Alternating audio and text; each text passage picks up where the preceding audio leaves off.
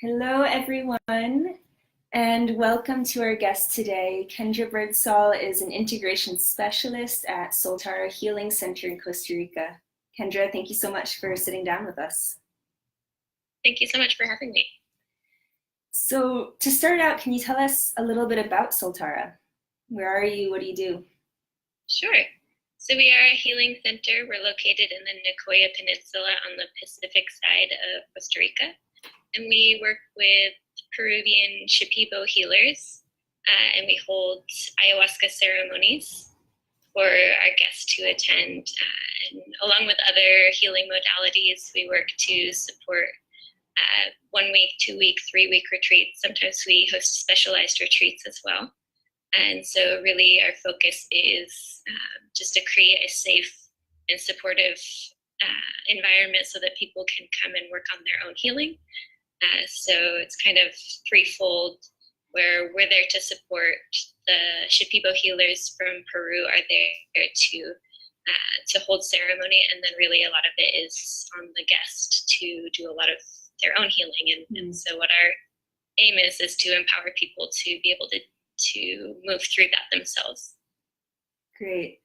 And I think a lot of people at this point have heard about ayahuasca because it's getting a lot of press recently, but if someone doesn't really know what this medicine is, how would you explain it? Sure. So it is a tea. It is a brew. For our purposes, we work within the Shipibo tradition, but there are many traditions that work with ayahuasca. It is from the Amazon region, so that spans 4 different countries. So it's not only unique to Peru. So in our case, we work with a brew that is consisting of ayahuasca vine and chacruna leaf. And so it is a brew that is taken ceremonially. And we work within the Shipibo tradition, and it is used for healing of all sorts. So in the Shipibo tradition, a lot of times there's not so much of a separation between mind and body and emotion, like we sometimes think of in the Western world. And so a lot of variety of the type of healing you can do with ayahuasca. Great. And there are a lot of things that I think are special about Soltara and how you guys approach ceremony and healing. And one of them is your focus on integration. And that's really what I want to talk to you about today, because you are an integration specialist. And as I understand it, that's one of your focuses. Yeah, so I'm really passionate about integration because I think that's one of the keys to really making shifts and transformations in your life. I think that integration is a concept that applies not only to ayahuasca ceremony, but to any major spiritual experience or major life experiences. There is a time when integration is necessary to really allow those major events to sink in and to come into your life.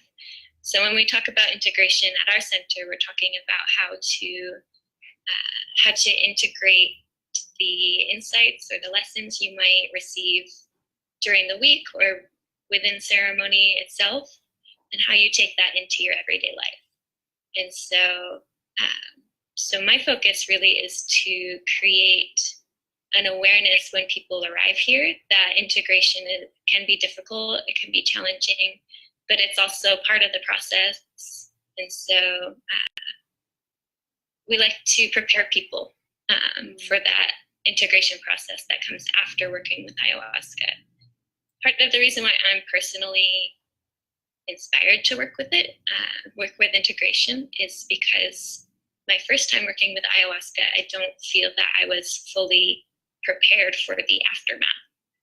And so in my personal experience, I did a lot of trauma work with ayahuasca in my first ceremonies, and I was expecting the miracle that I had read about a lot on the internet, and I didn't expect that the work was really just starting for me. And so when I struggled upon returning home, I needed some tools that I didn't know how to find.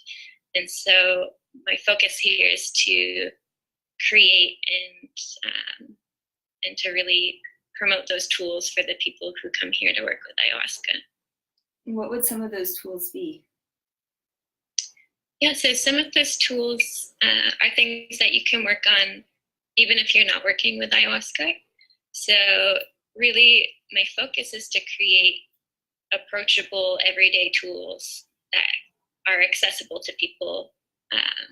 And so a lot of times when there's talk of integration, there's a focus on what it is, and it's kind of an abstract idea. But when we host integration workshops, which we hold 3 times a week during the retreat, we're focusing on things you can practice every day. So one of those is mind-body connection.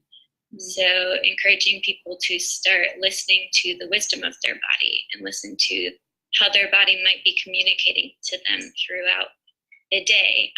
And so we do practices to help people facilitate that communication and listen to that communication throughout the week so that we can practice it at the center and people can take it home with them. So that's just one example of the tools that we work with. And I've heard it said that the integration period for a ceremony, for an ayahuasca ceremony, can be anywhere from a year to 2 years. Do you feel like that's accurate? Yeah, so I think the integration period can start, the morning after ceremony. Even if you have 4 ceremonies in the week, which is the case at Soltara, we hold 4 per week. The morning after your first ceremony can really be the start of your integration. Mm-hmm. And so I think a lot of people will attend a 1-week retreat, for example, and think that they have 7 days of healing scheduled for them. And so what we really are trying to do is get people to expand that definition of when that period ends. Mm-hmm. And so, yeah, for me, the intentions that I came to work with ayahuasca the first time I attended an ayahuasca retreat, it took about 7 months before my intentions were really fully formed and really answered and integrated into my life. And so it can take months, it can take years, it could be a lifetime of integration of your experiences depending on the connection that you have with the medicine. I think it's a really critical thing to acknowledge that at NuMundo we talk a lot about transformation because we're working with transformational travel, and I think people sometimes think about transformation and healing as well as a sort of discrete moment, but it's not. It's a process, and it's an ongoing process and evolution. Yeah, absolutely. And so sometimes it takes some reframing of the aftermath. So when people go through an extreme transformation, sometimes it requires a period of dormancy or hibernation afterwards. And so that can lead to some frustration if we're expecting that our lives are transformed, and then we kind of have to sit still with a little bit of silence and stillness for a little while our seeds take root. That can be a really frustrating time. So I think entering into the transformational period with the idea that afterwards a period of dormancy or integration is required to let this transformation really take hold, I think that's really important. And really difficult. We have such fast-paced lives that to actually just stop, not only to take time out to go off on a retreat, but then even when we come back home to keep taking that time for our own process. Yeah, a lot of times we have expectations that we'll get right back to work the next day and we'll answer all our emails the next day. And a lot of times it takes some convincing for people to set themselves a cushion for themselves, especially working with a specific plant medicine.